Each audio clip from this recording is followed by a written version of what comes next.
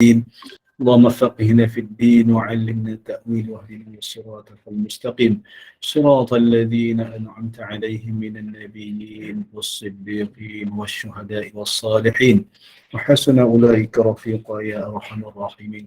اللهم ربنا زدنا علما وارزقنا فهما.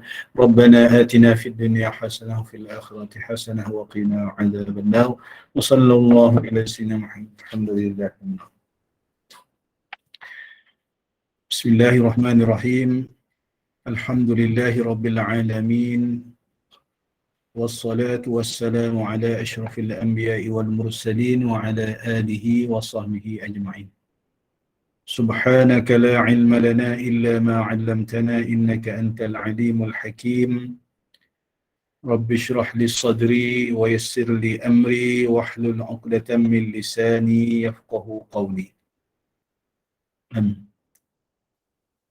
ولا حول ولا قوة إلا بالله العلي العظيم. ولا حول ولا قوة إلا بالله العلي العظيم. ولا حول ولا قوة إلا بالله العلي العظيم. اللهم صل على سيدنا محمد وعلى آله وصحبه أجمعين. اللهم صل على سيدنا محمد وعلى آله وصحبه أجمعين.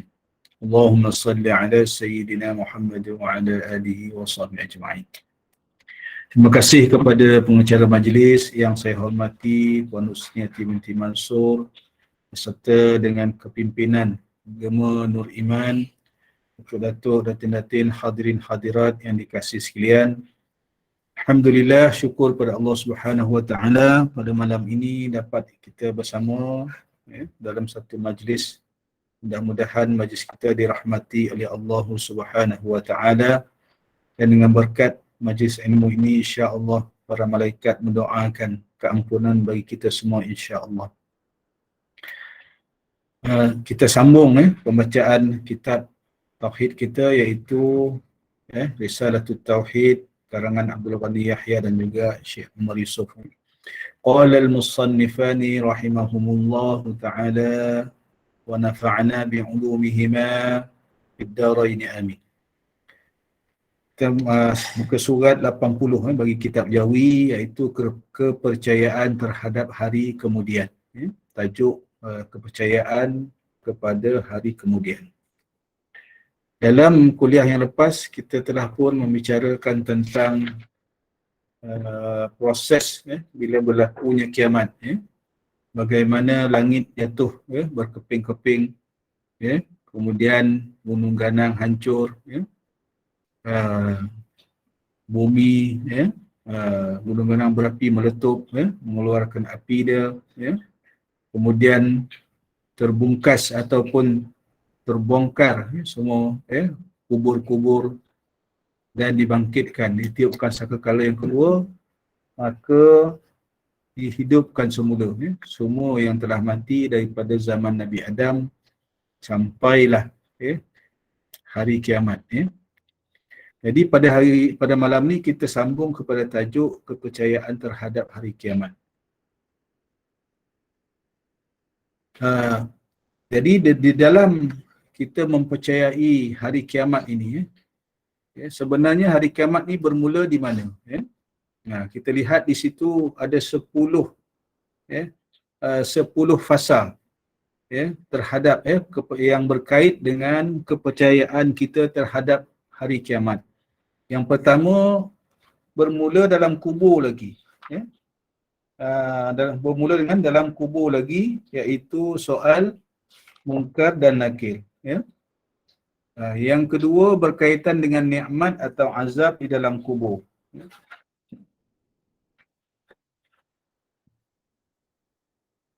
Jadi itu yang kedua. Yang ketiga dihidupkan semula mereka bagaimana rupa asal, rupa asli. Rupa asal kita masa di dunia lah maksudnya. Yang keempat dihimpunkan di padang mahsyar menerima berbagai-bagai hal mengikut iman dan juga amalan masing-masing. Yang kelima memohon syafaat daripada anbiya. Ini dia punya kronologi, kronologi daripada kita dalam kubur sampailah yang berikutnya lah kronologi dia. Iaitu yang kelima memohon syafaat. Yang keenam, yang keenam dijalankan kira-kira ya ataupun hisab atas segala amalan yang dilakukan di dalam dunia. Yang ketujuh, ditimbang segala amalan manusia antara amalan yang baik dengan amalan yang jahat. Yang ke-8, dibahagikan kepada semua orang surat kemudian dikira suratan amalan kita lah kemudian dikira dan ditimbang amalannya. Yang ke-9, melalui titian siratal mustaqim melalui titian sirat terletak di atas neraka menyeberang ke syurga. Yang ke-10, orang mukmin masuk ke syurga dan orang-orang kafir dan munafik masuk neraka. Jadi kita tengok di sini kronologi. Kronologi yang pertama sekali tadi berkait dengan soal dua malaikat di dalam kubur, malaikat Munkar dan Nakir dalam kubur kepada mereka yang telah mati. Kemudian yang kedua, nikmat atau azab di dalam kubur. Jadi hadirin hadirat yang sekalian, ini cerita dalam kubur, ni permulaan kepada kiamat. Yang dipanggil juga istilahnya kiamat kecil. Jadi hadirin hadirat sekalian, kita dalam i'tiqad Ahlussunnah wal Jamaah ni, bila kita masuk dalam kubur, kita yakin ada azab dan juga ada nikmat di dalam kubur. Sebab itu bila saudara se-Islam kita meninggal dunia, antara doa yang diaminkan oleh imam, yang dibaca oleh imam masa solat jenazah itu ialah antara doa penting. Kalau kita baca dalam banyak risalah-risalah doa, antara doa yang sepatutnya dibaca oleh imam ialah Allahumma ja'al qabrahu ataupun qabraha rawdatan min riyadil jannah. Ya Allah, jadikanlah kuburnya, sama ada lelaki atau perempuan yang meninggal itu, rawdatan min riyadil jannah, satu taman daripada taman syurga. Wala taj'al qabraha hufratan min huffarin niran. Janganlah jadikan kubur si fulan ini, sama ada lelaki atau perempuan yang meninggal itu, daripada lubang-lubang neraka. Ini doa yang dibaca. Kemudian disambung lagi dalam doa tu, Allahumma anta rabbahu wa anta khalaqtahu wa anta hadaitahu lil Islam. Dalam doa sembahyang jenazah tu yang dibaca oleh imam. Ya Allah, engkau yang telah menciptakan si mati ni. Allahumma anta rabbahu, engkaulah Tuhannya, wa anta khalaqtahu, engkaulah yang telah menciptakannya, wa anta hadaitahu lil Islam, engkaulah yang telah menghidayahkan si fulan ini untuk beragama Islam. Wa anta qabatta ruhahu, engkaulah yang memegang nyawa si fulan ini. Wa anta a'lamu bisirrihi wa alaniyati, engkaulah yang mengetahui rahsia-rahsianya dan juga yang keterangan kebenarannya yang nyata tentang si mati tadi ni. Yang rahsia pun engkau tahu, yang terang terbentang pun engkau tahu ya Allah. Itu maksudnya dalam doa tu. Wa anta qabattahu wa anta a'lamu bisirrihi wa alaniyati wa qad ji'naka raghibina syufa'a lah. Jadi ini yang kita merayu kepada Allah Subhanahu wa taala semasa imam mengimamkan solat jenazah. Wa qad ji'naka raghibina syufa'a lah. Di sini imam merayu, ya Allah, kami berserah, berharap benar supaya disyafaatkan jenazah ini, sama ada lelaki ataupun perempuan. Dan kita berdoa di situ. Imam akan berdoa di situ, dia membaca wa qad ji'naka raghibina syufa'a lah faghfir lana wa lahu. Bukan doa untuk si mati juga, saja. Doa untuk yang semua yang solat jenazah, semua yang hadir tu. Faghfir lana wa lahu. Ya Allah, ampunkanlah dosa kami, ampunkanlah dosa jenazah ini. Ya, itu antara doa-doa yang masyhur yang dibaca oleh para imam waktu solat jenazah. Sebab apa? Sebab kita yakin, kita i'tiqad Ahlussunnah wal Jamaah ni ada soal mungkar dan nakir di dalam kubur itu. Ya. Jadi apa hubungan kita pula? Ini tu doa. Itu masa solat jenazah. Kemudian bila habis solat jenazah, kita pun akan uruskan jenazah ini, dibawalah ke kubur, kemudian dikebumikan. Dikebumikan. Jadi bila telah dikebumikan, dah masuk dalam kubur, bagaimana pula kita nak menolong? Nak menolong si mati tadi ni, yang duduk dalam kubur ni. Sebab dia akan berhadapan dengan malaikat mungkar dan nakir. Maka sekali lagi imam membacakan talqin dan juga berdoa. Tidak lain, tidak bukan, tujuannya ialah untuk menjadi peringatan kepada kita, di samping kita mendoakan si mati yang baru saja kita kebumikan. Jadi dalam kitab-kitab yang lain, ada diterangkan bagaimana hubungan kita dengan ahli kubur ni. Terutama keluarga lah. Keluarga yang ibu bapa telah meninggal dunia, ada yang anak pergi dahulu, ada yang adik pergi dahulu. Apa hubungan kita dengan orang yang dalam kubur ni?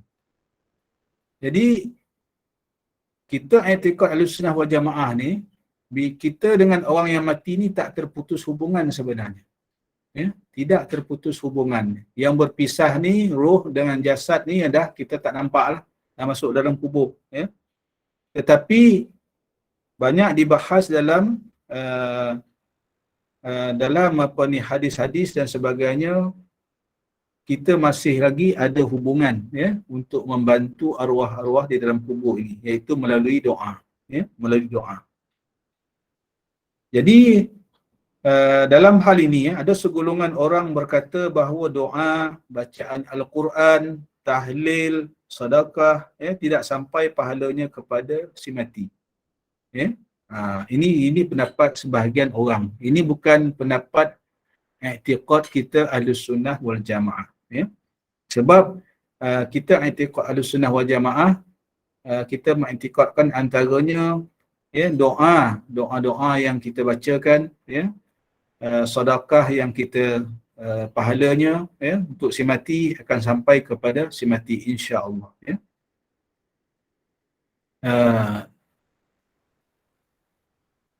Kemudian ada hadis Nabi SAW yang masyhur yang selalu kita baca, idza mata ibnu adam inqata'a 'amaluhu illa min thalathin, shadaqatin jariyah aw 'ilmin yuntafa'u bihi aw waladin salihin yad'u lahu. Tiga perkara. Bila mati anak Adam, terputus amalannya. Kecuali ada tiga perkara. Sedekah jariah, yang kita sedekah jariah ni maknanya semua orang tahulah, tak payah saya terang lah. Ilmu yang dimanfaatkan. Ilmu yang dimanfaatkan maknanya bila kita mengajar satu ilmu, kita menyampaikan satu ilmu, diamalkan oleh orang lain, selama mana orang itu beramal dengan ilmu yang kita sampaikan, insya-Allah ada pahalanya, walaupun kita dah mati. Aw waladin salihin yad'u lahu. Ni yang kita nak lah. Ataupun anak yang soleh yang sentiasa mendoakan bagi kedua ibu bapanya yang telah meninggal dunia. Jadi maknanya tak terputus. Sebab itu ada sebahagian ulama berpendapat kalau anak ini dalam tempoh sehari semalam ni tak ada mendoakan ibu bapa dia, dah kira derhaka. Jadi lebih-lebih lagi kita setiap solat memang akan mendoakan. Setiap lepas solat fardu ya, kita memang akan mendoakan. Kita lah ya, yang berpegang dengan i'tiqad Ahlussunnah wal Jamaah. Sebahagian daripada yang berpegang dengan lain-lain i'tiqad ini, ya, ada separuhnya tak berdoa pun, ya. Banyak juga kita perhatikan, ya. Lepas dia semayang, cabut, tak sempat berdoa. Walhal doa ini adalah satu perkara yang menjadi inti ataupun perkara teras dalam ibadah kita, ya. Dan sebaik-baik doa adalah doa yang mengiringi solat fardu, ya. Sebab solat fardu ni adalah amalan yang paling utama sekali. Maka doa pun, doa yang paling utama ialah doa yang mengiringi solat fardu. Ini keyakinan kita, i'tiqad Ahlussunnah wal Jamaah.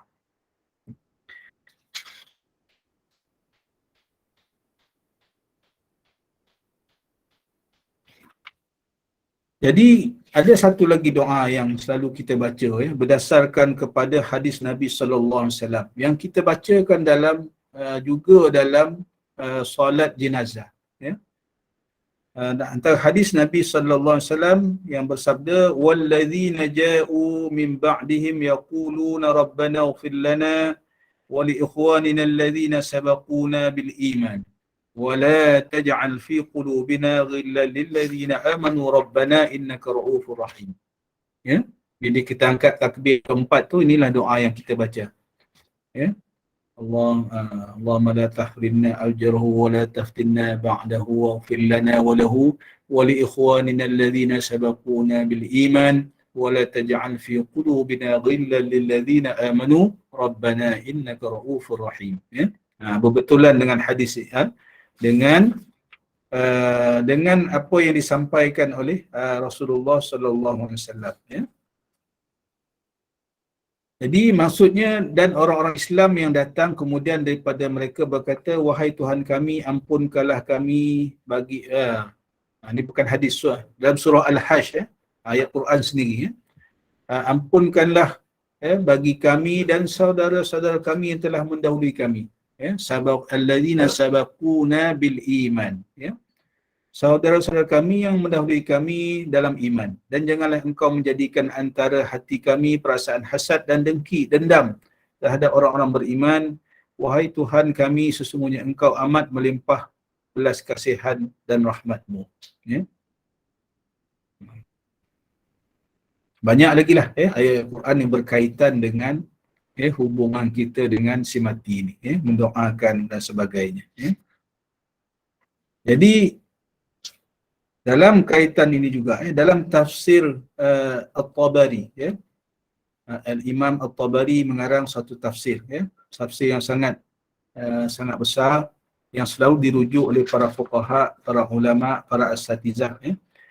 Dalam tafsir At-Tabari dijelaskan, ya, bahawa ayat Quran, ya, ayat Quran yang menegaskan berkaitan dengan usaha manusia tadi ni, ya. Usaha manusia bila dah mati macam mana, ya. Berkaitan dengan dosa dan pahala, ya. Dosa dan pahala. Sebab dalam ayat Quran surah An-Najmi, Allah Ta'ala berfirman, wa anna laisa lil insani illa ma sa'a. Dan bahawa seseorang tidak ada balasan baginya, bagi seseorang melainkan balasan apa yang diusahakannya. Ini berkaitan dengan apa yang kita usahakan di dunia ni akan dibalas di akhirat nanti, ya. Bermula daripada dalam kubur, ya, akan dibalas. Dan kita i'tiqad Ahlussunnah wal Jamaah juga, ada satu lagi ayat Quran yang menyatakan wala taziru waziratun wizra ukhra, ya. Kita tak menanggung dosa orang lain pun tak menanggung dosa kita, ya. Jadi dalam perkara ini, ya, tafsir, ya, dalam tafsir At-Tabari ini, ya, menyatakan bahawa Allah Subhanahu Wa Taala menurunkan ayat ini, ya, menunjukkan bahawa seseorang tidak boleh menanggung dosa orang lain, ya, bagi seseorang apa yang telah dikerjakannya bukan bererti menghilangkan pekerjaan seseorang untuk orang lain, seperti doa kepada orang mati dan lain-lainnya. Ya. Ayat tadi itu menyatakan bahawa orang yang apa yang diusahakan itu sajalah yang dia dapat, seolah begitulah. Ya.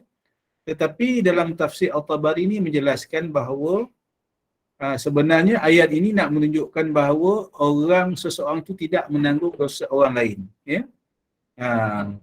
Bagi seseorang yang telah dikerjakan bukan berarti menghilangkan pekerjaan seseorang untuk orang lain, seperti doa. Ya. Doa maknanya terkecuali lah.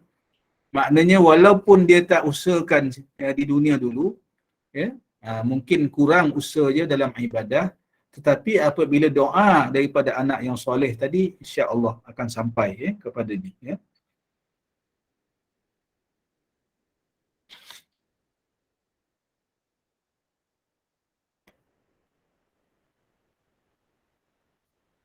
Maka menurut ini cerita lain lah pula, dah masuk cerita lain. Ya. Saya rujuk kepada ini kitab yang lain lah, berkaitan dengan soal malaikat Munkar dan Nakir, di dalam kubur, dan juga nikmat dan azab di dalam kubur. Ya. Jadi hadirin hadirat sekalian, selain daripada itu, berkaitan dengan soal malaikat Munkar Nakir, bagi orang yang dah mati, nikmat ataupun azab di dalam kubur ni, kita kena yakin, sebagaimana yang dituntut dalam kita yang beriman dan beriktikad dengan i'tiqad Ahlussunnah wal Jamaah. Ya. Ada azab, dan banyaklah banyak riwayat yang menyatakan ataupun bagaimana untuk melepaskan orang yang diseksa dalam kubur. Ya. Antaranya ialah diriwayatkan dalam kitab dan disyarahkan oleh para tuan guru berkaitan dengan zikir. Zikir. Di mana seorang hamba Allah ini, saya tak ingat sama saya dah cerita ke belum dalam perkara ni, seorang hamba Allah ni bermimpi bahawa bapaknya ke atau ibunya diseksa, diazab di dalam kubur. Ya. Jadi dia pun bila dia bermimpi tu, dia pergi berjumpa dengan seorang ulama, seorang ulama yang soleh, dan ulama ini, seorang ulama soleh ni, dia ada menyimpan zikir, menyimpan zikir sebanyak 70,000 zikir la ilaha illallah tu lah, dia ada. Jadi bila ulama ni dia menghadiahkan pahala zikir ni 70,000 ni kepada keluarga si Fulan tadi yang mengadu tadi ni, yang mengadu mengatakan keluarganya diazab di dalam kubur. Dan selepas itu dia bermimpi kembali, mimpi balik semula, mendapati bahawa keluarganya tadi ni telah pun dilepaskan daripada azab kubur, daripada azab kubur. Maka ini satu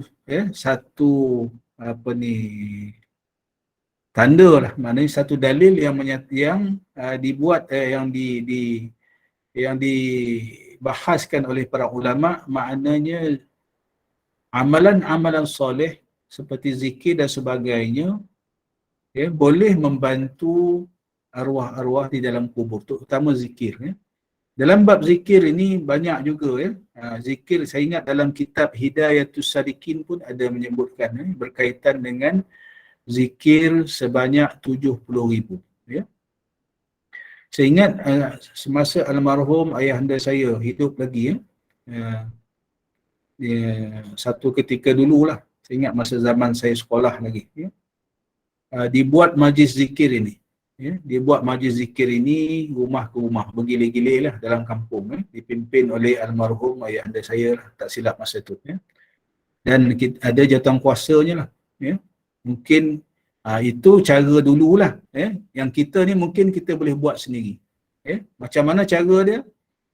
zikir ni dibuat dalam satu majlis itu setiap malam, bukan setiap malam lah, seminggu sekali. Saya ingat majlis zikir tu dia buat seminggu sekali. Bergilir-gilir antar rumah. Jadi satu malam itu dilafazkan zikir ni sebanyak 300 kali. 300 lah. 300 kali, dan ada yang mencatat. Ada setiausaha lah, maknanya yang dilantik untuk mencatatkan, maknanya minggu ni 300 kali di rumah si fulan. Kemudian minggu depan 300, nak mencukupkan jumlah 70,000 kali itu. Jadi hadirin hadirat sekalian, kalau kita nak buat sendiri pun boleh, insya-Allah. Tapi kena azam lah, istiqamah lah. Untuk zikir tadi ni setiap hari. Kalau dalam kitab Aqidatun Najin, kitab tauhid yang lain, kitab tauhid yang lebih besar lah daripada kitab Risalatul Tauhid ni. Dalam kitab Aqidatun Najin itu disebutkan, disyarahkan daripada matan Al-Imam As-Sanusi, yang disyarahkan oleh Syekh Zainal Abidin bin Ahmad Al-Fatani dalam kitab Aqidatun Najin, yang menyatakan sekurang-kurangnya kita ni sepatutnya berzikir satu hari satu malam 300 kali. Zikir la ilaha illallah tu. Zikir la ilaha illallah tu. Jadi sepatutnya memang boleh buat. Memang boleh buat. Macam mana nak buat? Kita digalakkan berzikir selepas subuh dan juga selepas maghrib. Jadi kita ambil peluang lah. Ambil peluang, maknanya selepas subuh 100 kali, umpamanya lah, kalau kita nak buat. Selepas subuh 100 kali, selepas maghrib 100 kali. Kalau boleh jangan tinggal. 100 lagi nak cari macam mana? Ini mungkin masa tahajud kita lah. Masa tahajud kita, kita ambil lah sedikit masa untuk zikir. Cuma adab zikir ni, sebelum berzikir kita mesti ada istighfar.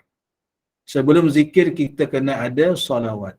Tujuan dia apa? Ini bab zikir ni memang susunnya begitu. Daripada zaman berzaman telah disusun oleh para ulama yang muktabar, para ulama yang yang telah dipertanggungjawabkan, yang mengambil zikir ini tali temalinya sampai kepada Rasulullah SAW. Bagi orang yang ada tarikat lah, guru yang mursyid yang mengijazahkan zikir, mesti ada istighfarnya berapa kali, salawatnya berapa kali, zikir la ilaha illallahnya berapa kali. Jadi kalau nak buat, itulah cara dia. Sekurang-kurangnya istighfar 3 kali. Sekurang-kurang selawat pun 3 kali. Lepas tu kita berzikirlah. Jadi dalam kitab Aqidatun Najin tadi menyebutkan sekurang-kurangnya 300 kali. 100 kali kita boleh amalkan selepas subuh, 100 kali selepas maghrib, dan 100 kali lagi mungkin waktu kita bertahajud. Dengan syarat tadilah, aturannya ada. Kena buat aturannya, kena betul. Istighfarnya, salawatnya dan zikirnya. Bila kita zikir la ilaha illallah, kita nak masukkan apa yang kita belajar dalam sifat 20 ni, dalam la ilaha illallah tu. 20 sifat yang wajib, 20 sifat yang mustahil, 1 sifat yang harus. La ilaha illallah. Dah 41, akidah 41 dekat situ. Kita belajar ni akidah 50, berserta dengan dalam hati kena sebut. Masa kita zikir tu, dalam hati kena sebut, sahut ataupun sambung Muhammadur Rasulullah setiap kali kita zikir tu. La ilaha illallah, kita lafaz, dalam hati sambung Muhammadur Rasulullah, untuk kita hadamkan ataupun kita i'tiqadkan di situlah yang kita mengaji sifat 20 berkaitan dengan nubuwah, dengan kenabian. 4 sifat yang wajib bagi Nabi, 4 sifat yang mustahil bagi Nabi, 1 sifat yang harus. Ada 9. 9 campur 41 tadi. Inilah 50 akidah yang menjadi pokok kepada i'tiqad Ahlus Sunnah wal Jamaah. Ini yang kita bawa dalam zikir ni. Ya. Sebab itu kita bukan setakat belajar sifat 20, kita faham. Kita faham dan juga kita bawa dalam zikir. Ya, dari dalam kitab Aqidatul Najin ni nanti disebutkan bila kita berzikir tu kita berzikirlah.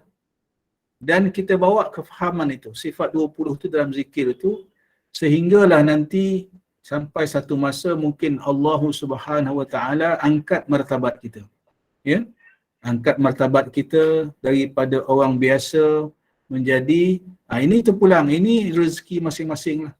Ya, dengan syarat tadi kita faham, ya, kita berzikir dengan kefahaman yang betul dan dengan cara yang betul. Ya. Sebab itu kalau tak faham juga boleh jumpa lah, ya, tuan-tuan guru ataupun para ulama yang mursyid yang boleh mengijazahkan zikir ni. Ya. Kalau dalam bab tasawuf, tarikat ini dia perlu kepada guru tarikat lah, yang layak mengijazahkan zikir. Ya. Yang diberi kebenaran, ya, oleh tuan-tuan guru yang sebelum itu untuk mengijazahkan pula zikir kepada orang lain. Ya. Ini cara dia. Sebab dalam Aqidatul Najin ni sekurang-kurang tu. Ya, sekurang-kurang. Ini kita orang awam, orang biasa. Bagi orang sufi, dalam kitab Aqidatul Najin tu disebut, bagi orang sufi ni sekurang-kurang zikir ni adalah 12,000. Nampak tak perbezaan kita dengan orang sufi? Ya? Kita orang biasa ni dengan orang sufi. Sekurang-kurangnya 12,000 bagi orang sufi untuk berzikir sehari semalam. Sekurang-kurang. Ya? Jadi kita tak heranlah kalau kita baca sejarah, contohnya Imam Asy-Syafi'i, khatam Quran satu hari dalam bulan Ramadan 2 kali, kan? Siang sekali, malam sekali. Maknanya 60 kali khatam Quran kalau puasa 30 hari. Ya? Nampak, ya? Beza kita dengan ini para waliullah lah, ya? Orang yang hebat, imam mazhab, ya? Imam yang mujtahid, yang Allah Ta'ala angkat darajah mereka, ya? Disebabkan zikir mereka dan juga amalan mereka. Itu baru baca Quran, zikir tak masuk lagi, kan? Imam Syafi'i, ya? Kita selalu diberitakan begitu, ya? Selalu disebut dan disyarah oleh para asatizah. Ya? Ada yang tanya tadi, ya? Boleh ke zikir yang tidak diijazah ni? Boleh. Kita buat je lah, ya? Mudah-mudahan dengan niat kita yang ikhlas, Allah Ta'ala kurniakan. Ya? Cuma bagi orang sufi, bagi orang yang bertarikat, ya, mereka meyakini bahawa sebaik-baiknya adalah dengan ijazah, ya, guru yang bertarikat ni. Ambillah tarikat mana-mana pun, asalkan tarikat yang diiktiraf, ya, diiktiraf sah i'tikad itu dan tidak bercanggah, ya, tidak bercanggah dengan akidah, ya. Saya ingat di jabatan-jabatan mufti ada senarai, ya, senarai tarikat yang diakui sah, yang boleh diamalkan, ya. Jadi kalau nak lebih lanjut lagi berkaitan dengan tarikat zikir ni, hadirin hadirat sekalian, eloknya sebaiknya lah kena pergi carilah di mana di pondok-pondok, pondok-pondok pengajian, berjumpa dengan guru-guru pondok. Okay, kita balik pada soal dua malaikat mukandaki dan juga nikmat atau azab dalam kubur. Jadi banyak peristiwa-peristiwa yang ajaib, yang ajaib, yang di luar batasan pemikiran manusia berkaitan dengan azab dan nikmat dalam kubur ni. Yang pertama sebab kita tak nampak. Yang kedua ada diriwayatkan ataupun disebut dalam kitab-kitab, sama ada kitab Hidayatus Salikin ataupun lain-lain kitab yang membicarakan, berkaitan dengan alam kubur ini. Dan ada juga yang kita dengar cerita-cerita daripada mulut-mulut tuan guru, ya. Ya. Ada juga, ya. Mungkin sebahagian, kalau saya tak ingat lah, ya. Ada seorang ulama Indonesia, seorang ulama Indonesia, dia pergi ke Mekah, ya, ke Mekah, dan di perkuburan, salah satu perkuburan, ya, sama ada perkuburan di perkuburan Baqi' ke di mana, saya tak ingat, ya, dalam cerita tu, ya. Ini tuan guru ini adalah seorang yang kasyaf, ya, waliullah. Allah Ta'ala buka hijab, ya. Satu hari dia pergi kubur tu, ziarah kubur tu, dimasukkan satu jenazah ni di dalam kubur, ya. Masuk jenazah ni di dalam kubur, ya, tiba-tiba syekh ni, para ulama yang waliullah ni, dia nampak kubur ada orang sambut, ya, disambut oleh bidadari di dalam kubur, ya. Disambut oleh para malaikat bidadari dalam kubur, dan kuburnya dilapangkan, ya.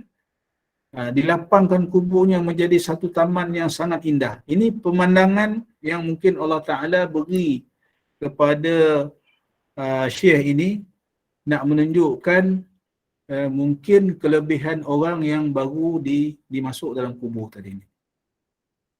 Jadi bila berlaku semikian ni, syekh ni pun tanya pada ahli keluarga si mati ni, apa amalan, ya, apa amalan orang ini, ya. Jadi dijawab oleh ahli keluarga dia, antara amalan dia ialah salawat azimiyah, ya. Salawat azimiyah. Sebab itu dalam tariqat Ahmadiyah yang banyak diamalkan Negeri Sembilan, salah satu amalan utamanya ialah selain daripada istighfar al-kabir, adalah salawat azimiyah. Ya, salawat azimiyah ni kenapa dipanggil salawat azimiyah? Sebab di dalamnya ada 10 perkataan azim yang membesarkan Allah Subhanahu wa ta'ala. Ya, Allahumma inni as'aluka binuri wajhillahil azim. Ya, dia mula begitu, ya. Allahumma inni as'aluka binuri wajhillahil azim alladhi mala'a arkana 'arshillahil azim wa qamat bihi 'awalimullahil azim an tusalli 'ala maulana ya Muhammad ya dzal khuluqil azim wasallim 'alaihi wa 'ala alihi mithla dhalik wajma' baini wa bainahu. Saya dah salah baca tu, ya. Dia ada 10 azim, ya. 10 azim ni ya, itu dipanggil salawat azimiyah. Jadi amalan orang ni tadi, yang Syekh Waliullah tadi nampak orang ni diberi nikmat di dalam kubur, mungkin itu membuktikan, ya, membuktikan bahawa kepercayaan kita, i'tiqad Ahlussunnah wal Jamaah yang dimasukkan dalam kitab kita ni, ada nikmat atau azab dalam kubur, ya. Ya. Dan tak kurang juga kita mendengar cerita-cerita berkaitan dengan azab dalam kubur ni, ya. Azab dalam kubur ni, ya. Terutama cerita yang dibuat di filmkan lah dalam TV, ya, yang selalu cerita tu sebenarnya mungkin berdasarkan cerita benar, ya. Alam barzakh, ya, cerita dengan Tok Adi tu, ya, yang berlakon sebagai Tok Adi tu. Macam dalam kubur ada ular, ya, dalam kubur penuh air, ya. Cerita tanah kubur, ya. Cerita tanah kubur. Ini mungkin berdasarkan kepada pengalaman-pengalaman yang betul, yang benar, ya. Yang jenazah berubah jadi hitam dan sebagainya, ya. Nak menggambarkan bahawa azab kubur ini adalah benar, ya. Sebab azab kubur, nikmat dalam kubur ini adalah berdasarkan kepada hadis-hadis Nabi SAW. Ya, perkhabaran yang dibawa oleh Rasul kita Nabi Muhammad SAW. Ya. Jadi panjang pula, ya, cerita dalam kubur ni. Sebenarnya banyak lagi, ya, cerita-cerita yang berkaitan dengan berkaitan dengan azab dan juga nikmat dalam kubur. Sebab itu hadirin hadirat sekalian, kalau betul kita sayang ahli keluarga kita yang telah meninggal dunia, ya, yang pertama kita doakanlah, Ya. Yang kedua, kita pergilah ziarah kubur ni. Pergi ziarah ahli keluarga kita. Jangan kita ziarah ahli keluarga kita, kubur ni kita pergi setahun sekali ataupun setahun 2 kali ketika hari raya. Ya. Setahun sekali. Ataupun ada yang tak ingat langsung nak pergi ziarah. Ini sangat menyedihkan lah. Ya. Kita pergilah ziarah. Ya. Tak dapat nak ziarah tiap-tiap hari, mungkin kita tak mampu lah. Ya. Sebab kita bekerja, duduk pun jauh dengan kubur di kampung, kita berada di ibu kota. Ya. Tetapi sekurang-kurangnya kita ambil inisiatif lah untuk ziarah. Ya. Dan sebab tadi tu sebut dalam kitab yang lain tadi ni, kita ni dengan ada orang yang dalam kubur tu tak putus hubungan. Dan dalam kitab Mustikah Hadis pun ada dinyatakan bagaimana bila kita ziarah orang dalam kubur ni pada hari-hari yang tertentu, maka orang kubur dalam kubur ni nampak kita datang. Ya. Bermula daripada hari Khamis lepas asar sampailah sehari Jumaat satu hari dan juga hari Sabtu sebelum Zuhur. Ini masa dia untuk kita ziarah kubur. Kita mendoakan, di situ kita bacalah istighfar dulu, salawat, Al-Fatihah kepada Nabi sallallahu alaihi wasallam, Al-Fatihah kepada ahli keluarga kita dan juga ahli kubur itu, dan kita bacalah sama ada ayat-ayat Quran ataupun zikir-zikir dan sebagainya, kita hadiahkan pahala je kepada keluarga kita yang ada dalam kubur tu. Kita menziarah, jangan kita tak ziarah. Sebab hubungan kita dengan ahli keluarga yang meninggal ni, yang dah mati ni, masih ada lagi. Mereka yang duduk dalam kubur ni mungkin ternanti-nanti, manalah anak aku tak datang, manalah isteri aku tak datang, manalah suami aku tak datang. Kalau yang mati tu suami ataupun isteri lah, tak ada datang. Mungkin ternanti-nanti, ahli keluarganya datang berziarah. Sebab pada hari tertentu ni dia nampak. Dan ni dalam kubur tu pula, kalau kita baca kitab-kitab yang lain, mungkin kitab-kitab yang lain lah, contoh dalam, saya ingat dalam kitab Tanwirul Qulub,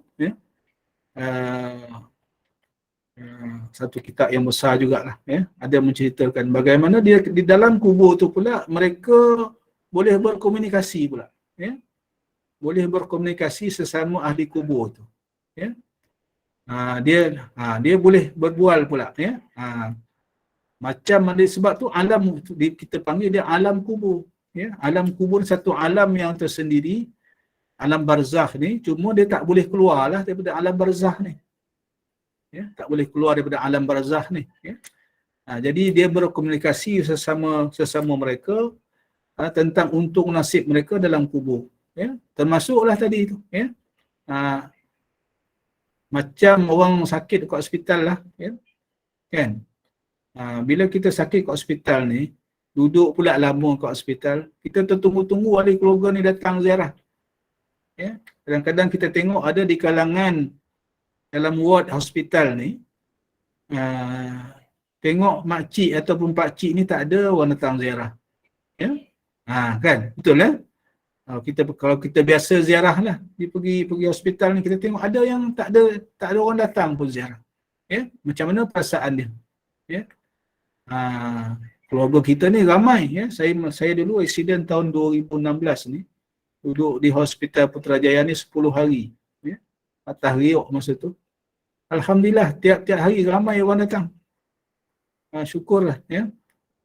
Jadi ada orang yang tak ada, tak ada orang ziarah dia.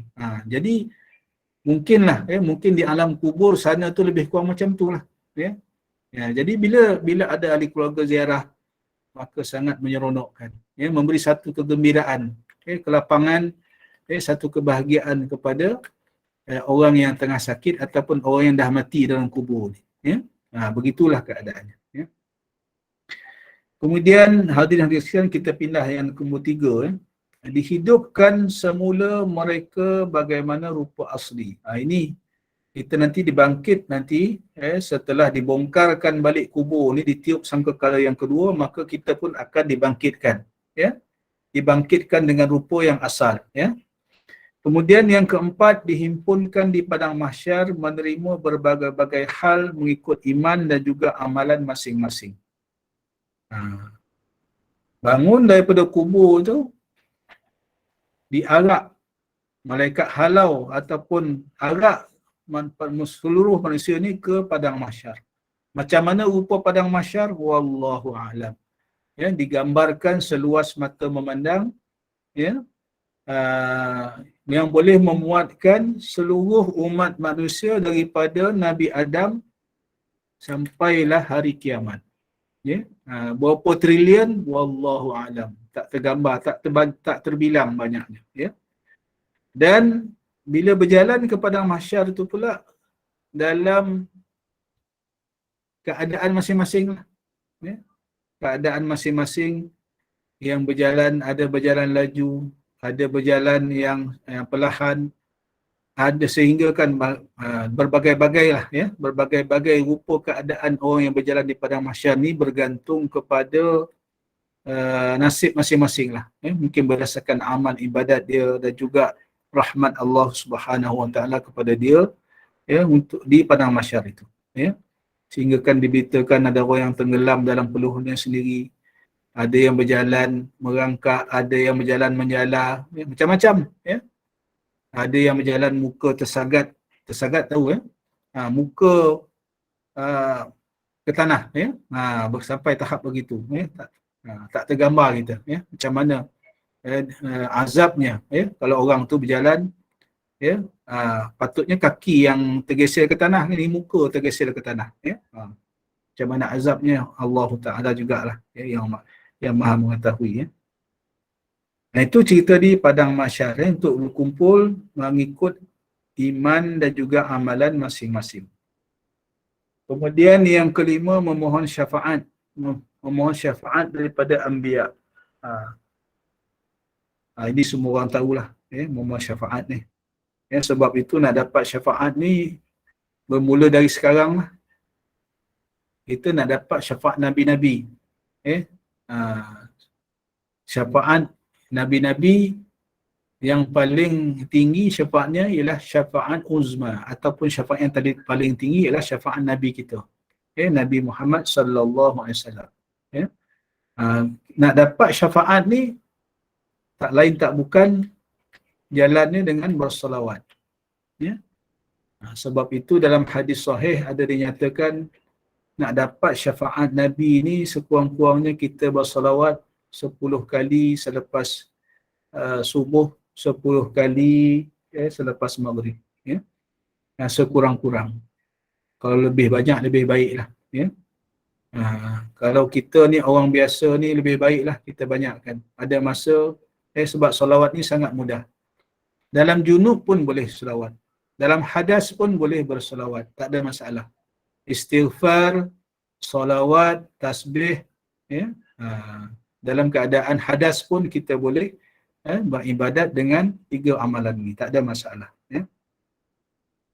Kemudian yang keenam, dijalankan kira-kira atas segala amalan yang dilakukan di dalam dunia.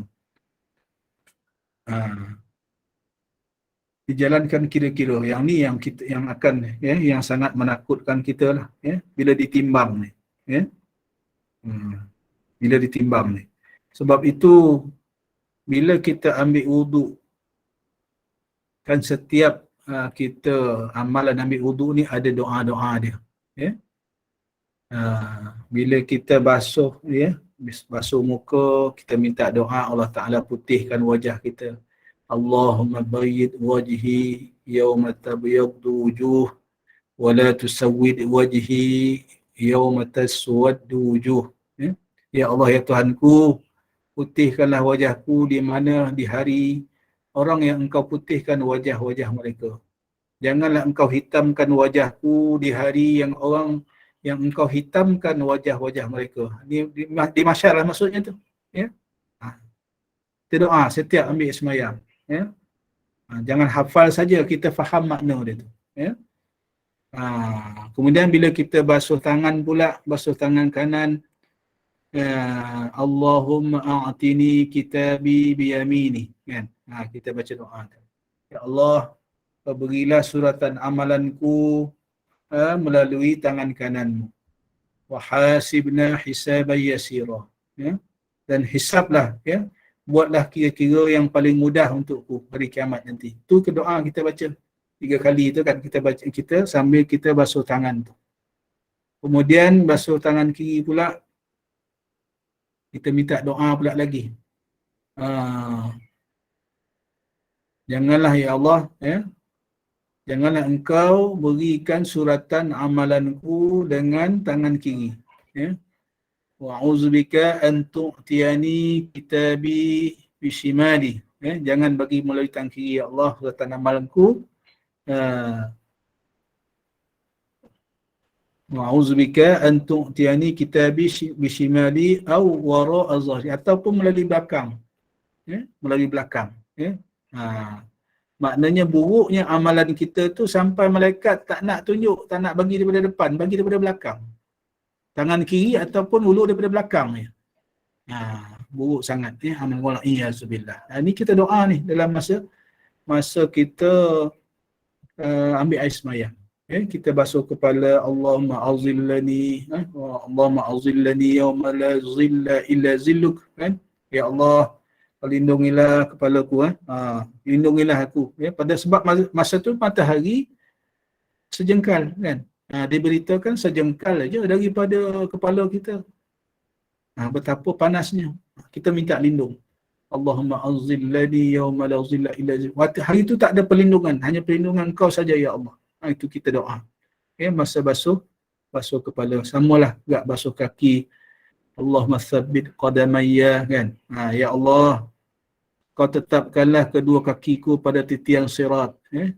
Basuh pula tangan kiri, ya Allah, janganlah Engkau jerumuskan kedua kakiku dalam neraka. Sebab titian sirat tadi tu menyeberang antara syurga dan neraka. Jadi kita menyeberang neraka, syurga di hujung. Kita boleh nak bayang pun mungkin tak samalah gambaran kita tu. Maknanya titian itu di bawahnya neraka. Titiannya pula dikhabarkan bagi orang yang berdosa ni, yang dimasukkan dalam neraka ni, jadi halus saja titian sirat tu, ya, halus, ya, sehalus sehelai rambut. Bayangkan macam mana nak meniti, kan? Macam mana nak meniti kalau halus macam tu, ya. Jadi ini doa-doa yang kita baca, mudah-mudahan Allah Taala lindung. Kita jadikan amalan kita lepas setiap kali kita ambil wuduk dan sebagainya, ya. Ditimbang, yang ketujuh, ditimbang segala amalan manusia antara amalan yang baik dengan amalan yang jahat, ya, dibahagikan kepada semua orang suratan, kemudian dikira dan ditimbang amalannya, ya. Yang ke-9 melalui titian tadi, titian sirat tadi, ya. Yang ke-10 orang mukmin masuk ke syurga dan orang kafir munafik masuk neraka. Ini mudah-mudahan Allah Ta'ala golongkan kita orang yang dapat masuk syurga lah, insya-Allah. Ya. Masuk syurga tanpa masuk neraka. Yang ni yang kita nak minta betul-betul, ya, dalam doa kita. Ya. Tak nak, ya, kita ni masuk neraka dulu baru dapat masuk syurga. Kalau boleh janganlah macam tu. Sebab azab neraka ni kita tak dapat nak tanggung, ya. Tak tertanggung kita, ya. Jadi hadirin hadirat sekalian, dah pukul 9, ya. Kita berhenti situ dahulu. Itu berkaitan dengan kronologi tadi, kan. Daripada dalam kubur sampailah kepada melalui titian sirat dan masuk syurga atau masuk neraka, ya. InsyaAllah nanti kita sambung sedikit lagi, ya, berkaitan dengan perkara-perkara yang berkaitan dengan tu, ya. Termasuklah soal munkar nakir, tadi kita dah bincang panjang, ya, syurga, neraka, macam mana keadaan dia, ya. Syafaat, ya, macam mana, ya. InsyaAllah. Jadi, kerana masa yang tak mengizinkan, saya kira saya berhenti di situ dahulu. Saya mohon maaf lah kalau penyampaian yang tidak teratur. Yang baik itu daripada Allah Subhanahu wa taala. Segala kelemahan dan kekurangan itu adalah daripada diri saya sendiri. Aqulu qawli hadza astaghfirullah li wa lakum. Wassalamualaikum warahmatullahi wabarakatuh. Saya serah semula kepada pengacara majlis. Waalaikumsalam warahmatullahi wabarakatuh Yang Amat Arif.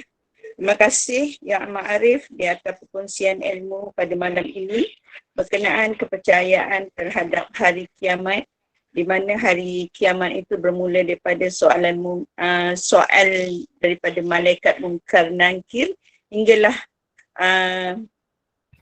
nasib kita ditentukan sama ada kita masuk dalam surga dan ataupun neraka. Auzubillahi minazalik. Dan insya-Allah minggu hadapan Yang Amat Arif Datuk akan sambung lagi untuk Munkar Nankir dan seterusnya. Insya-Allah. Syukur alhamdulillah kerana kita diberi peluang untuk berkongsi ilmu dengan Yang Amat Arif Datuk, dan semoga ilmu ini adalah ilmu yang bermanfaat insya-Allah. Mohon kita tak payah buka soalan now Datuk sebab dah pukul 9. Tak masuk pun tadi nak berhenti awal. InsyaAllah minggu hadapan. Dimohon apalah sudi kiranya Datuk menutup majlis kita dengan tasbih kafarah dan juga surah Al-As. Dipersilakan Datuk. Bismillahirrahmanirrahim. Subhanakallahumma wa bihamdika asyhadu an la ilaha illa anta astaghfiruka wa atubu ilaik. Bismillahirrahmanirrahim. Wal 'asri innal insana lafi khusrin illa alladhina amanu wa 'amilus shalihat wa tawasaw bil haqq wa tawasaw bis sabr. Sekian, Assalamualaikum warahmatullahi wabarakatuh. Saya mohon izin untuk keluar. Ya. Terima kasih Datuk. Jazakallah khairan Datuk. Terima kasih.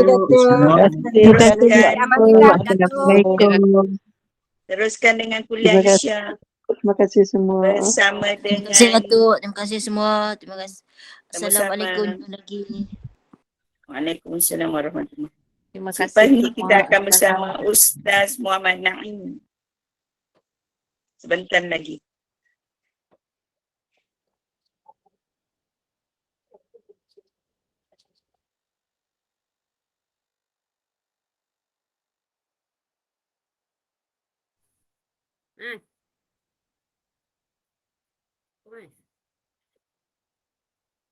Mas Roha.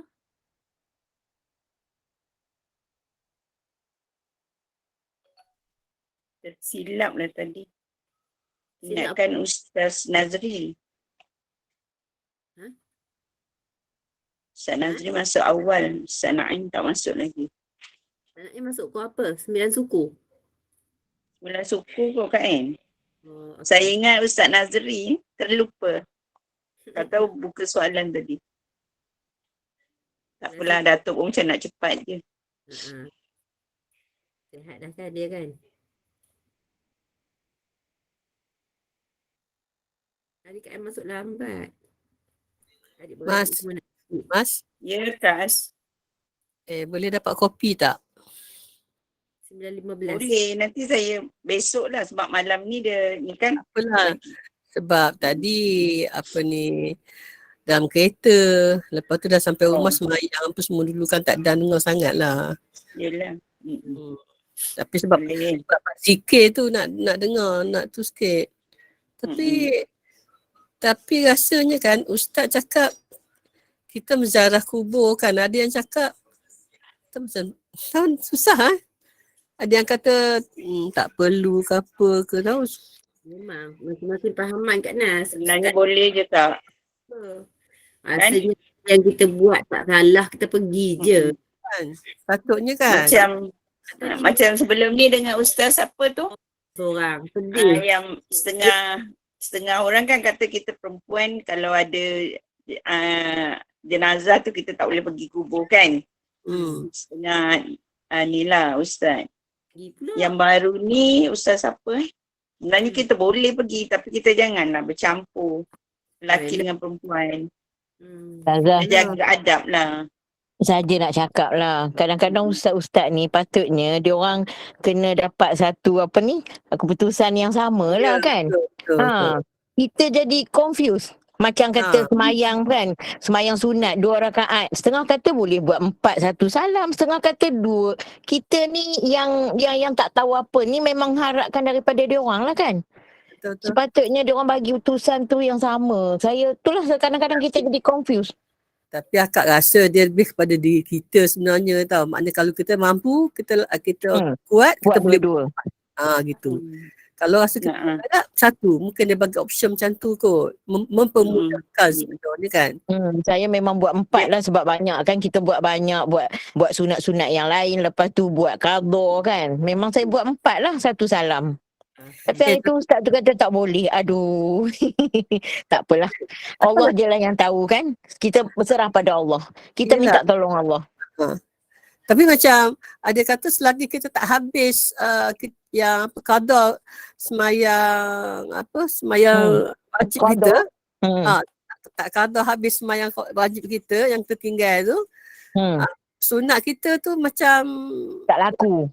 Kan?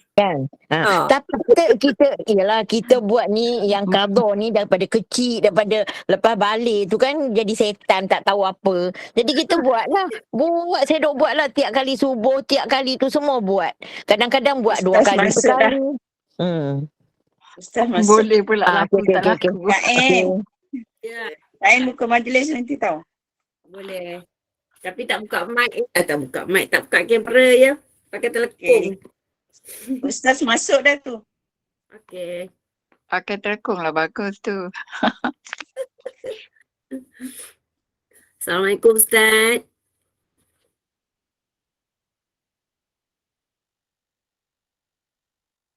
Assalamualaikum Lupa Ustaz. nak off record. Terus je lah. Tak ada pun Mas, tak masuk lagi Mas.